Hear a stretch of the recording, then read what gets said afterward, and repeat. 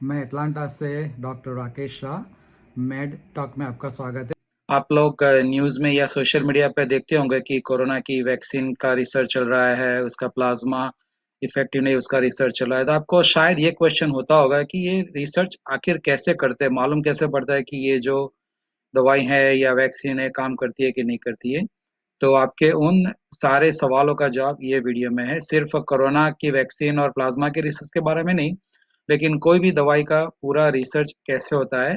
वो ऐसे तो कॉम्प्लिकेटेड टॉपिक है, लेकिन मैं एकदम सिंपल सी लैंग्वेज में आपको बताने की यहाँ पे कोशिश कर रहा हूँ। तो आप ये वीडियो पूरा ज़रूर देखें।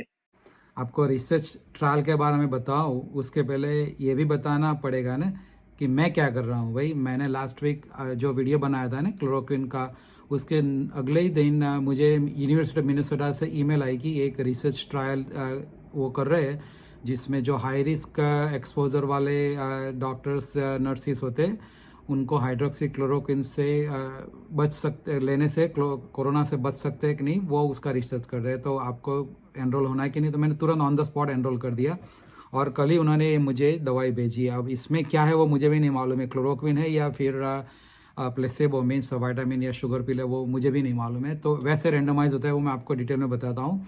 लेकिन कहने का मतलब ये है कि मैं खुद को इसमें पेशेंट तो ट्रीट करता ही हूँ, लेकिन रिसर्च में भी अपना कंट्रीब्यूशन ऐसे देता हूँ कि भाई नहीं, जहाँ पे कोई क्योर अभी मालूम नहीं है वहाँ पे मुझे कुछ कंट्रीब्यूट करना चाहिए। और ऑलमोस्ट 2 डेकेड्स अगो जब मैं इंडिया में था, no more than 2 decades, I think 96 97 में, तो कैंसर की एक ट्रीटमेंट थी, उसका भी मैंने फेज़ 3 ट्रायल में पूरा पार्टिसिपेट किया था। तो मुझे फर्स्ट हैंड इन्फॉर्मेशन है जो मैं आपको अभी बताने जा रहा हूँ। तो चलो देखते हैं कि भाई ये सब कैसे होता है। ये जो दवाई की बॉटल है वो यूनिवर्सिटी ऑफ मिनेसोटा से आई है, और इसमें आप देख सकते हैं यूनिवर्सिटी ऑफ मिनेसोटा का लेबल है। सो ये स्टडी मेडिकेशन है।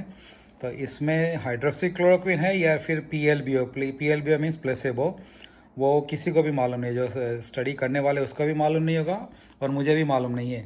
तो जो मेरा रैंडमाइजेशन है वो ऐसा है कि 2 टैबलेट पहले लेने की, दो फिर 6 से 8 घंटे के बाद, और फिर ट्वाइस अ वीक लेने की है, और 12 वीक तक लेने की है। और वो उनका जो सर्वे होता है वो फिल आउट करने का होता है। तो ये पूरी मेडिकेशन वही बेचते हैं और मैं ये स्टडी का पार्ट हूँ। तो आप देख सकते हैं ये मेरी आईडी है 5628 यूनिवर्सिटी ऑफ मिनेसोटा। तो ये आप देख सकते हैं कि जो इस शॉर्ट सर्वे है, क्योंकि ये अभी दवाई अभी चालू किया है ना, तो जस्ट पूछते हैं कि भाई दवाई लेना चालू किया है, कि आपने कोविड का टेस्ट कराया नहीं कराया, कोई साइड इफ़ेक्ट है, ऐसा नहीं है।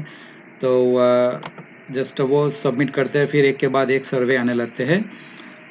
तो ये देखो, ये मैं सबमिट का बटन क्लिक कर रहा हूँ, तो ये मेरा पूरा हो गया यहाँ पे। तो रिसर्च के बारे में बात करने से पहले आप ये सोचो कि दवाई की एक ये बॉटल है, उसमें एक ये गोली है। तो ये एक गोली जब मार्केट में आती है तो उसका जो प्रोसेस है बहुत पहले चालू होता है। तो और वो इतनी एक्सपेंसिव प्रोसेस है कि उसमें कई बार 8 से 12 साल लग जाते हैं, और ऑलमोस्ट $1 बिलियन का खर्चा भी होता है दवाई वाली कंपनी को। इसलिए लॉट ऑफ मेडिसिन के भाव इस स्पेशली यूएस में तो बहुत ज़्यादा है, क्योंकि वो जो रिसर्च एंड डेवलपमेंट में पैसा जाता है उसमें। तो मैं ये जो पूरी जो मेडिसिन का है ना, वो पूरा फेज वाइज बता रहा हूँ। लेकिन सिर्फ मेडिसिन का ही रिसर्च नहीं होता है। तो आप यही ध्यान रखिए, DDIP 4 चीज़ों का रिसर्च होता है। डी फिर drug medicine, then device, another D is for device means जो भी स्टेंट डालते हैं, नी का रिप्लेसमेंट करते हैं, उसका भी ऐसा ही रिसर्च होता है। फिर आई मीन्स इंटरवेंशन मीन्स कौन सा लाइफस्टाइल इंटरवेंशन, कि अगर डाइट में चेंज करते हैं तो कुछ फ़र्क पड़ता है, वेट रिडक्शन करने से कुछ फ़र्क पड़ता है, तो वो सब इंटरवेंशन बोलते हैं, लाइफस्टाइल। और पी मीन्स प्रोसीजर, सपोज कि बाईपास सर्जरी करने से ज़्यादा फायदा होता है कि नहीं होता है। तो ये सारी चीज़ों का मेडिकल रिसर्च ही कहलाता है। लेकिन मैं ये जो सब बातें कर रहा हूँ ना आज, तो वो स्पेसिफिकली मेडिसिन के बारे में करूँगा, तो आपको ठीक से समझ में आ जाए। तो रिसर्च में डीप जाने से पहले मैं आपको थोड़ी टर्मिनोलॉजी बता दूं कि हम क्या, हमारी लिंगो क्या होती है। तो पहला जो डेफिनेशन है वो है एक्सपेरिमेंटल वर्सेस ऑब्जर्वेशनल। तो ऑब्जर्वेशनल मीन्स क्या है कि हम कुछ नहीं करते, हम सिर्फ ऑब्जर्व करते हैं। तो मीन्स क्या है कि जो भी हो गया है उसको हम ऑब्जर्व करके फिर उसका डेटा एनालिसिस करते हैं। तो इंटरवेंशन कुछ नहीं होता है उसमें। और एक्सपेरिमेंटल मीन्स हम कुछ करते हैं, दवाई देते हैं या डिवाइस देते हैं या प्रोसीजर या फिर इंटरवेंशन, तो वो हो गया एक्सपेरिमेंटल, कि हमने एक्सपेरिमेंट किया। ये फर्स्ट डेफिनेशन। सेकंड डेफिनेशन है जी प्रोस्पेक्टिव और रिट्रोस्पेक्टिव। प्रोस्पेक्टिव मीन्स कि आज से चालू किया और फिर आगे क्या होता है वो देखते हैं, तो प्रोस्पेक्टिव। रिट्रोस्पेक्टिव मीन्स आज से चालू किया लेकिन आगे नहीं, पीछे देखते हैं कि पीछे क्या हुआ था, उसको रिट्रोस्पेक्टिव बोलते हैं। फिर होता है प्री क्लिनिकल और क्लिनिकल। क्लिनिकल मीन्स जो ह्यूमंस पे जो भी एक्सपेरिमेंट होता है उसको क्लिनिकल बोलते हैं, और उसके पहले जो होता है मीन्स अगर सेल लाइन पे या एनिमल पे होता है तो उसको हम प्री क्लिनिकल बोलते हैं। फिर होता है randomise versus non randomise. Means क्या है कि हमको पता नहीं है कि भाई कौन सी दवाई, किसको कौन सी दवाई मिलने वाली है, तो उसको रैंडमाइज बोलते हैं। तो वो that is the best way to do it, क्योंकि अगर आपको मालूम है कि इसको मैं ये दवाई दे रहा हूँ और इसको ये दे रहा हूँ, तो वो तो आपका बायस आ जाएगा कि आपको मालूम है कि इसको ये है तो इसको ये दवाई दो, इसको ये दवाई दो। नहीं, कंप्यूटर ऑटोमेटिकली जनरेट करता है कि इसको कौन सी दवाई मिलती है। और फिर होता है प्लेसेबो कंट्रोल। प्लेसेबो मीन्स क्या कि कोई रियल दवाई नहीं है, लेकिन वो आदमी की खुद की मेंटालिटी की वजह से उसकी पॉजिटिव इफेक्ट आती है, उसको हम प्लेसेबो बोलते हैं। तो प्लेसेबो कंट्रोल भी करते हैं कि भाई ये आपने दवाई लिया, लेकिन वो प्लेसेबो के कंपेयर में कितना वो काम करती है, तो वो प्लेसेबो कंट्रोल बोलते हैं। फिर ब्लाइंडेड और अनब्लाइंडेड। तो जो मेरा जो स्टडी है चल रहा है वो मुझ पे, वो ब्लाइंडेड है। तो जो रिसर्च कर रहे हैं उनको भी मालूम नहीं कि मुझे कौन सी दवाई मिल रही है, मुझे भी मालूम नहीं है मुझे कौन सी दवाई मिल रही है, तो वो बेसिकली इसको डबल ब्लाइंडेड बोलते हैं। तो ये सब बेसिक टर्मिनोलॉजी हो गई। तो अब आगे हम जाके डिटेल में देखते हैं। तो अभी मैं आपको पूरा जो ड्रग का डेवलपमेंट होता है ना वो बताने जा रहा हूँ। तो वो 6 स्टेज से गुजरना पड़ता है ड्रग को। Pre clinical stage that is पहला वाला, फिर स्टेज 0, 1, 2, 3 एंड 4 स्टेज होते हैं उसमें। तो तीसरे फेज़ के बाद ही उसको अप्रूवल मिलता है दवाई बेचने का।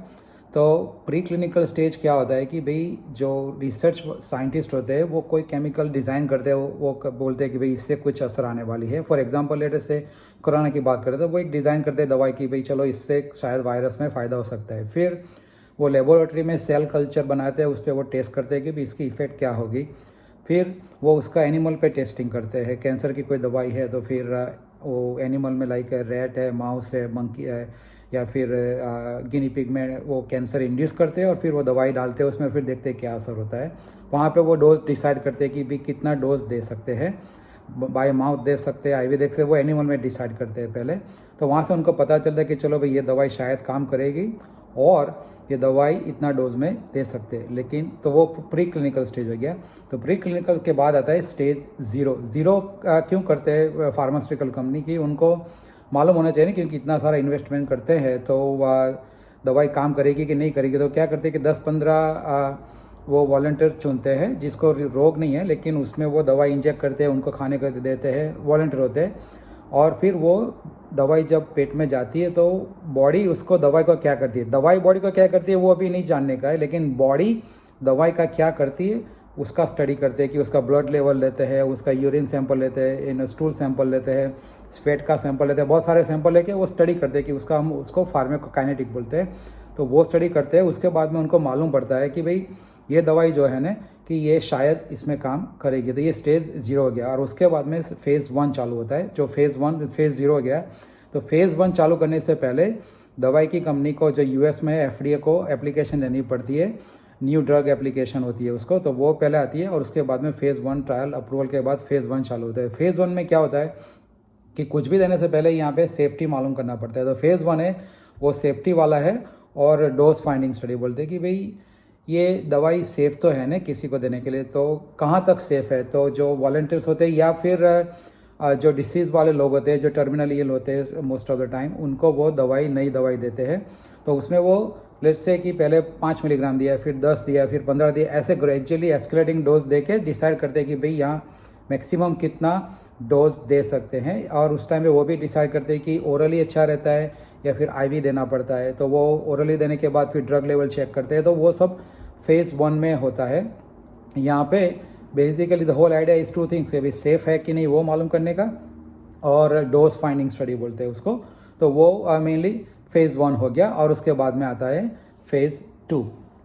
ओके, अभी आता है फेज़ 2। फेज़ 1 में आपने जान लिया कि दवाई की डोज कितना दे सकते हैं, साइड इफ़ेक्ट क्या है। अभी दूसरा फेज़ जो आता है फेज़ 2 में, sometimes it can cost almost $20 to $30 million, और वो ज़्यादा लोगों पे करते हैं। तो 300-500 लोगों पे वो स्टडी करते हैं। उसमें क्या गोल क्या होता है कि इसकी दवाई की सचमुच में इफेक्ट होती है कि नहीं होती। फॉर एग्जांपल अगर कैंसर की दवाई थी तो लेबोरेटरी में तो कैंसर सेल पे उसका इफेक्ट आया, लेकिन सचमुच में ह्यूमन पे इफेक्ट आता है कि नहीं आता है। जो पहले डोज फेज़ 1 में डिसाइड कर दिया था वो डोज फिर फेज़ 2 में ह्यूमंस को देते हैं, तो उससे मालूम पड़ता है कि उसकी इफ़ेक्ट क्या आती है।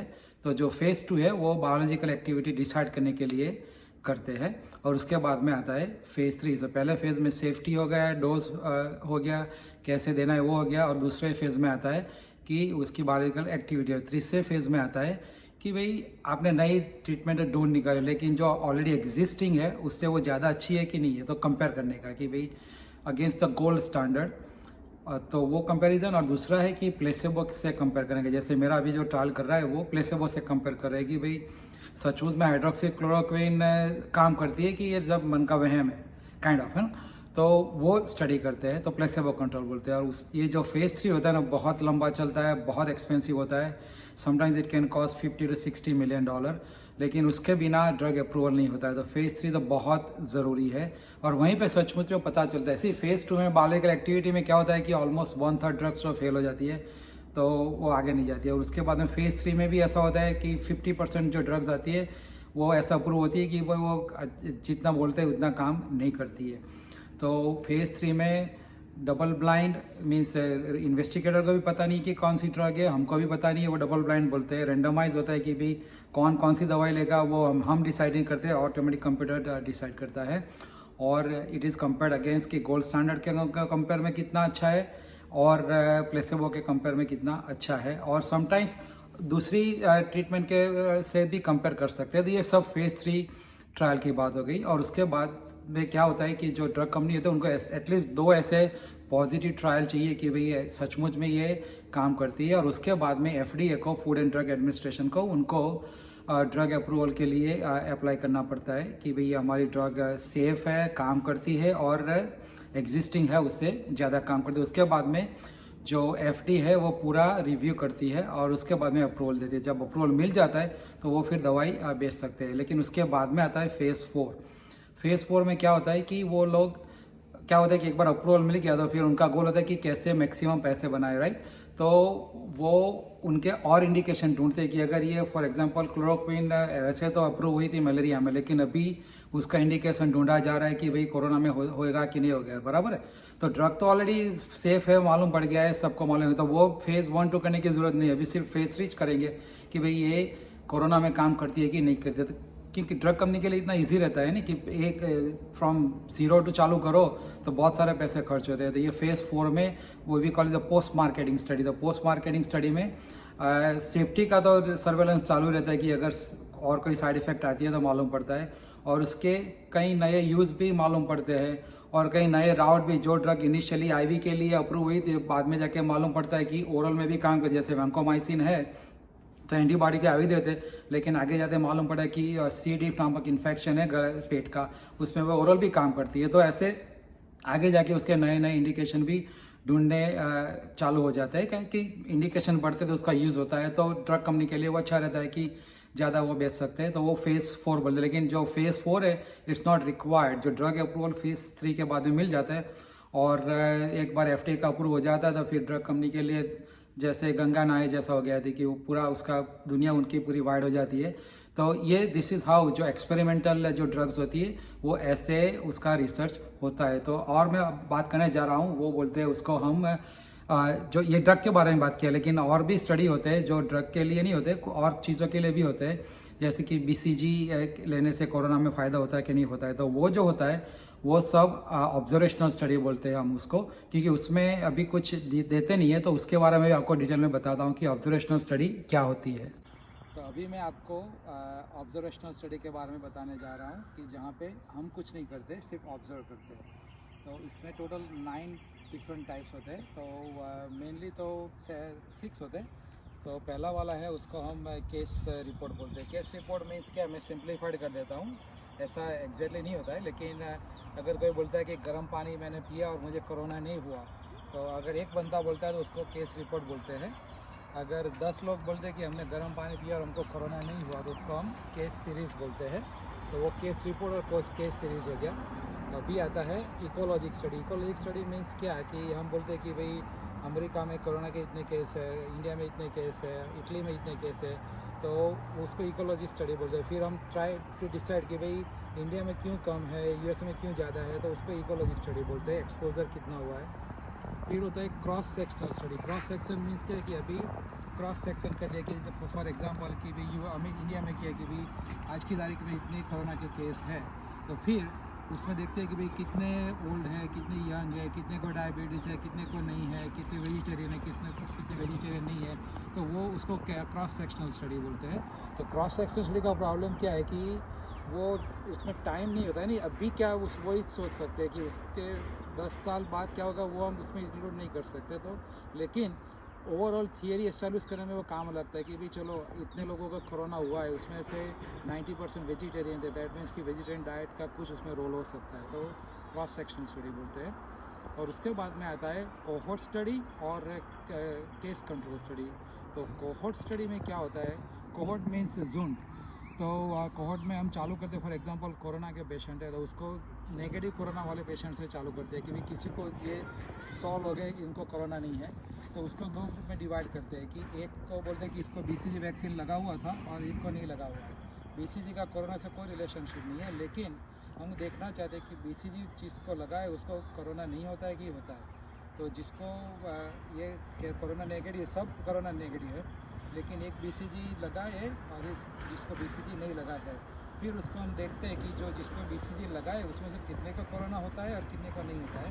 BCG नहीं लगा है उसमें से कितने को होता है और कितने को नहीं होता है। तो उसके मुताबिक हम तय कर सकते हैं कि भाई BCG सचमुच में प्रोटेक्ट करती है कि नहीं करती है। और दूसरा बोलता है केस कंट्रोल स्टडी। तो उसमें कहते हैं कि केस होता है, कंट्रोल होता है। तो केस मीन्स क्या है कि लेट्स से कोरोना पॉजिटिव वाला केस है और कोरोना नेगेटिव वाला केस है, ये 100 है, ये 100 है, तो उसमें से फिर हम आगे जाके उसको डिवाइड करते हैं कि जो पॉजिटिव है उसमें से BCG वाले कितने, BCG विदाउट कितने, इसमें से BCG वाले कितने, इसमें से BCG विदाउट कितने। तो दैट्स हाउ वी डिसाइड कि भाई कैसे BCG उसमें रोल प्ले करती है। तो ये केस कंट्रोल स्टडी हो गया। फिर आता है नैरेटिव रिव्यू कि कोई जब एकेडमिशियन होता है, वो बहुत बड़ा प्रोफेसर होगा, वो अपनी ऑफिस में बैठ के पूरा सब जो प्रूवन लिटरेचर होगा वो एनालिसिस करके उसका वो आर्टिकल लिखेगा। जैसे आप व्हाट्सएप पर कितने भी आर्टिकल आते हैं ना कि कोविड का ये हमारा प्रोटोकॉल है, ये सब है, तो वो पूरा आर्टिकल लिख देगा, तो उसको बोलते हैं नैरेटिव रिव्यू। फिर सिस्टमिक रिव्यू में क्या होता है कि जो रिव्यूअर होता है ना, वो उसकी पब्लिश अनपब्लिश सब स्टडी को इकट्ठा करके उसका पूरा एनालिसिस करके पूरा रिव्यू आर्टिकल लिखता है। तो it is more like a scientific article. जो नैरेटिव रिव्यू होता है ना, उसमें क्या होता है कि जो लिखने वाला है उसका एक्सपीरियंस भी मैटर करता है ना, कि सपोज मैं जो भी बोल रहा हूँ वो kind of A narrative review, कि ये जो पूरा रिसर्च का है वो मेरा क्या इंटरप्रिटेशन वो मैं आपको बता रहा हूँ, तो उसको नैरेटिव रिव्यू बोलते हैं। तो सिस्टमिक रिव्यू में क्या होता है कि पूरा जो पब्लिश्ड और अनपब्लिश आर्टिकल होते हैं सबको वो इकट्ठा करके वो सब आपके सामने कहता है कि भाई ये सब डेटा अवेलेबल है। और जो लास्ट है वो मेटा एनालिसिस। मेटा एनालिसिस इस लाइक वो स्टेटिस्टिकल एक्सरसाइज है। उसमें जो भी ट्रायल हुए ना, सब ट्रायल को मिक्स करके, लाइक यहाँ पे 5,000 लोगों का ट्रायल हो, यहाँ पे 10,000 लोगों का ट्रायल हो, यहाँ पे 500 लोगों का ट्रायल हो, तो सबका डेटा मिक्स करके फिर वो कंक्लूजन निकालता है। तो वो रिसर्च बेस्ड एनालिसिस होता है। मेटा एनालिसिस का बहुत इंपॉर्टेंस होता है, क्योंकि जो भी मेटा एनालिसिस में पॉपुलेशन बढ़ सकती है और उसमें डेटा की जो वैलिडिटी है वो ज़्यादा हो सकती है। तो ये सब हो गया ऑब्जर्वेशनल स्टडी की, जहाँ पे हम इंटरवेंशन कुछ नहीं करते। तो पहले हमने बात किया एक्सपेरिमेंटल, जहाँ पे फेज़ 0, 1, 2, 3, 4 और क्लिनिकल स्टेज की बात की, और यहाँ पे other ways of doing research का बात किया। कुछ भी हो, लेकिन आप जहाँ पे भी हो, आई वुड एनकरेज कि स्पेशली कोरोना के लिए जहाँ पे भी कुछ भी स्टडी चल रहा हो ना, आप वहाँ पे एनरोल हो जाइए, क्योंकि वैसे भी कोई ट्रीटमेंट अवेलेबल है नहीं इसमें। तो स्टडी में एनरोल होने का फ़ायदा ये कि आपको तो फ़ायदा हो सकता है, लेकिन पूरी ह्यूमैनिटी को भी फ़ायदा होगा कि जो भी ट्रीटमेंट, फॉर एग्जांपल हाइड्रोक्सीक्लोरोक्विन मैं जो ले रहा हूँ, अगर वो प्रूव हो गई कि भाई ये काम करती है, तो सबके लिए अच्छा रहेगा ना। मेरे लिए तो अच्छा रहेगा ही, लेकिन सबके लिए भी अच्छा रहेगा। तो अपना अच्छा करते करते किसी और का भी आप अच्छा कर सकते हैं। तो आई हाईली एनकरेज कि अगर कहाँ पे आपको हाइड्रोक्सीक्लोरोक्विन का ट्रायल चल रहा है, कोई भी एंटीवायरल मेडिसिन का ट्रायल चल रहा है, या फिर प्लाज्मा डोनेशन का ट्रायल चल रहा है, अगर आप एलिजिबल होते हैं तो आप उसमें एनरोल हो जाए, ताकि पूरी दुनिया को भी इससे रिसर्च से मालूम पड़े कि भी क्या ट्रीटमेंट करनी चाहिए। तो that was in nutshell about the research. तो बहुत खुशी हुई आपसे बात करके। Thank you.